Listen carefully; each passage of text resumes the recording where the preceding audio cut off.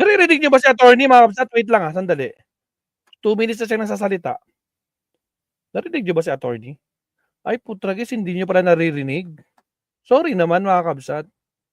Sandali, napunta tayo sa YouTube, eh. Ba't sabi ko parang tinitingnan ko sa Facebook parang hindi gumagalaw yung itsura. Hindi ko na ito. Sorry. Take 2 tayo, kabsat. Take 2. Sorry. Take 2 tayo. Attorney, pakipaliwanag po. Warrant served on empty house sa condo ni Zaldico. Fugitive Zaldico. Nasa Europe, trip, false arrest. Ito na. Gabi po sa inyong lahat. Ako po ang inyong Sorry. Attorney Rene Bueno. Kanina po marami nagtanong sa akin after the news report sa isang istasyon sa television na ito po yung tungkol sa pagkakalabas ng warrant of arrest ni Saldico. Okay, at ito nga ang NBI, yung ating mga kapulisan ay talagang sinaliksik na yung mga last known address nitong si Saldico. At gusto nilang malaman kung nandoon sa kondo, sa bahay, lahat ng kanyang bahay ay pinuntahan at tinitingnan kung nandoon upang ma-serve nga itong warrant of arrest ni Saldico. Pero madami nagtanong, alam nyo naman sa ibang bansa ay pinagsiserve ninyo yung warrant of arrest niya para naman tayong lulukuhan. So alam nyo po, yung ginagawa po ng NBI at ng mga pulis ay in compliance with the legal procedures.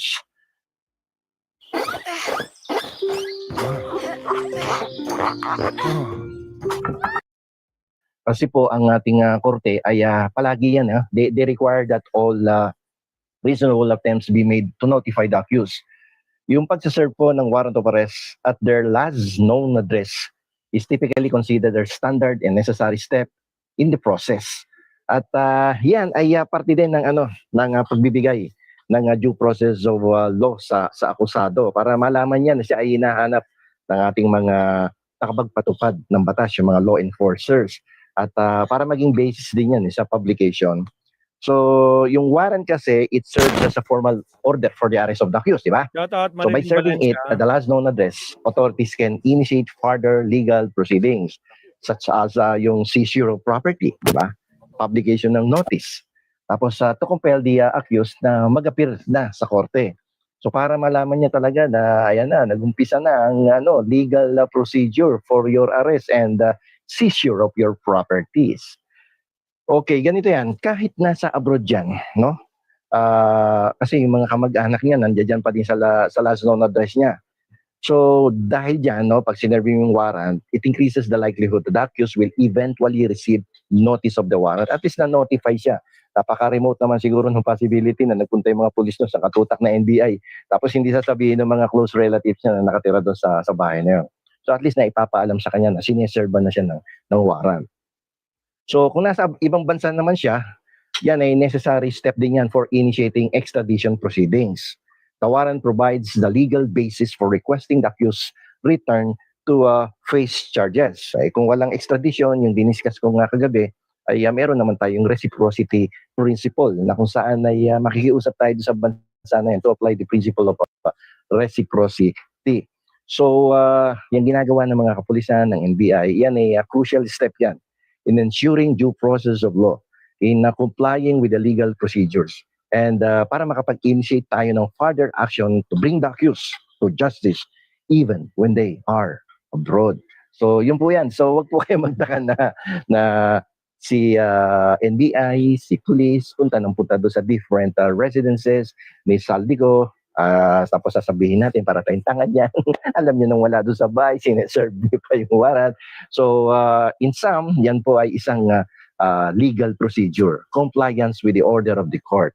So that's so you can take the next legal step to initiate like extradition proceedings, forfeiture of properties. Yan po. And then at the same time, syempre, part of providing or according the accused the benefit of due process of law. Ayan. Tayo ay nandito ngayon sa aking gilid ng aking bahay at nakikita nyo ang kumukuti-kutitap ng mga ilaw sa aking likuran. Ayan po yung Ortigas Business Center. Andito lang ako sa baba ng bahay.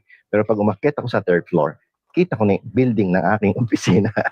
Kaya minsan nga pagpupunta ako sa opisina, pag minsan it will take 1 hour to 2 hours before you can reach the office sa umaga, and pabalik dito sa bahay. Lalo na pag traffic, minsan umaabot ng 2 hours yan eh.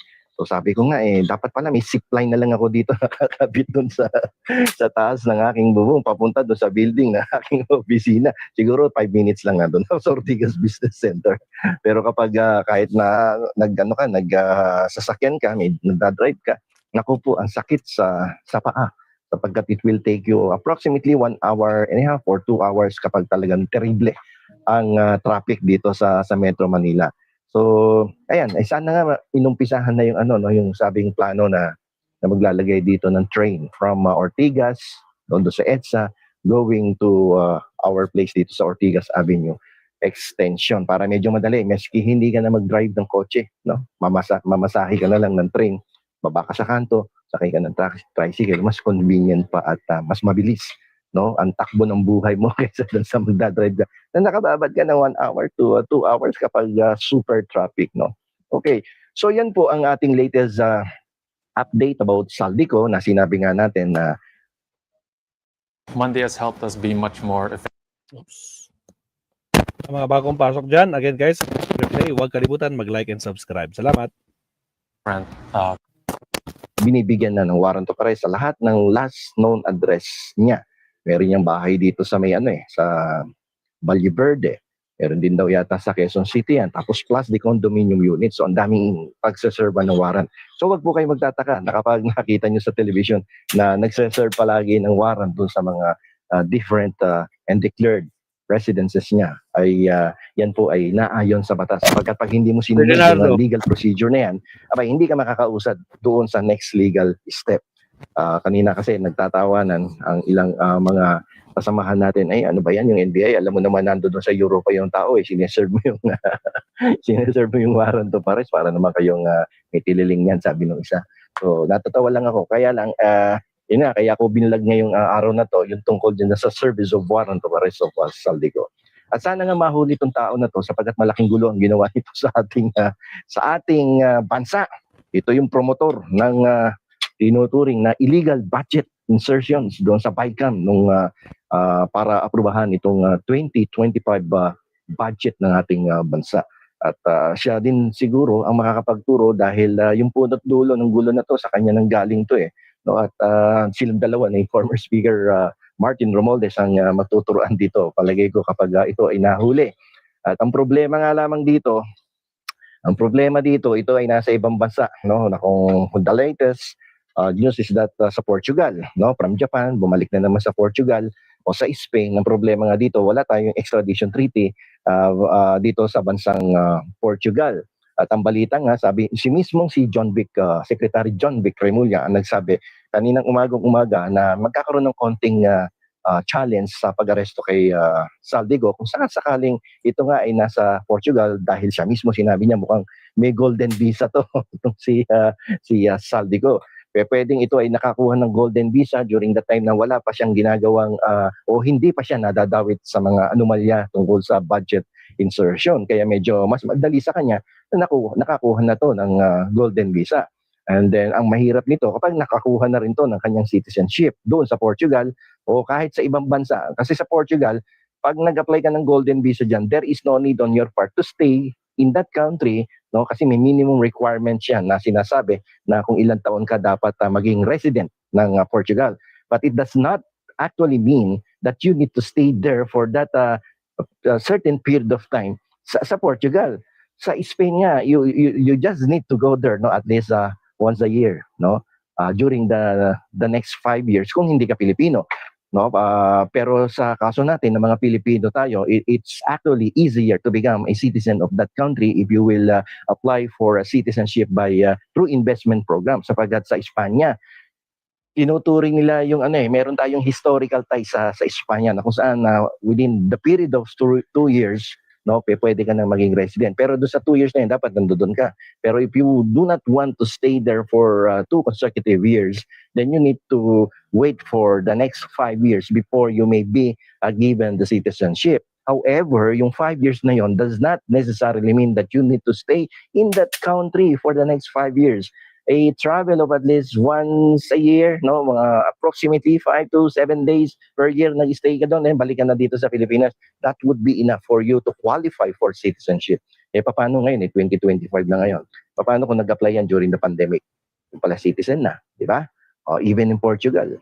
Paano kung 2020 din yan, nag-apply? Imagine for a multi-billionaire person like Saldico, yung investment of between 500,000 euro to 1 million euro, maning-mani yan sa kanya na mag-invest ka doon. Kasi dalawang klase investment yan. Mag-invest ka through purchasing a property, o kaya bumili ka ng business. Hindi lang dalawang klase pala, maraming klase yan. O kaya mag-contribute ka sa kanilang government, no, ng a certain amount of money, and then you will qualify for a residency that would eventually lead to your citizenship. But kung alam, I've been in that business for so long, yung immigration law business, and I have lawyers from Portugal and Spain. No, may collaboration ako sa kanila, not only in Portugal and in Spain, but likewise in Canada, USA, and Australia. At medyo matagal na ako sa immigration law business, kaya medyo may idea ko. Although the law changes from time to time, at medyo nag-slow na nga ako dyan sa business na yan, sometimes I need to update also. But at the moment, yan pa din ang rule ng ating Spanish and Portuguese immigration law, no, kapag gusto mo maging citizen. The 500,000 euro to 1 million euro would be enough. The last client that I was able to send there, voice is simply faster, more natural, and more flexible than typing. He said he's voice pilled, and I can see why. Was last April, di ba? April, no, of this year. Ako saan I assisted one Filipino client na mag-purchase ng property worth, I think it's worth 800,000 euro. 850,000 euro to be exact. Nakabili kami ng bahay doon sa may Valencia. Valencia, no? Valencia. And ando doon na yung Pilipina at yung kanyang mga anak at yung kanyang foreigner partner na bumili mismo, nag-finance ng kanyang bahay doon sa Valencia, Spain. At meron din kami mga clients dyan sa Portugal, no, na ganyan din ang ginawa. So that is why I'm discussing this matter, because I have the knowledge about the immigration law of Portugal and the immigration law of Spain, Canada, Australia, and in the United States. At pag medyo magtataka kayo, ba't nabasa ko sa Google, no? Alam nyo, huwag kayong umasa masyado sa chat GPT ba tawag doon? Yung mga Google search. Hindi accurate yan, May mga exemption to the rule kasi may pumupuna sa akin sa comments. So may exemption to the rule yan, no? For you to become a citizen of those countries that I have mentioned. So to discuss the exemption, hindi natin pwedeng discuss dito, no? You need to show proof na you are really interested to go there, and then we will discuss with you. And if you are interested, you can go to our office in Ortigas Business Center, and then I can assist you to, kung pag talagang interesado ka, ay samahan kita sa Espanya o kaya sa Portugal, no, para asikasuhin yung dokumento. Pero not in this forum na dito lang sa YouTube. Medyo mahabang discussion yan. Okay, so in the meantime, I will have my dinner. At meron tayong ulam dito na dinuguan. At sarap naman ang ulam niya. Tokwat baboy.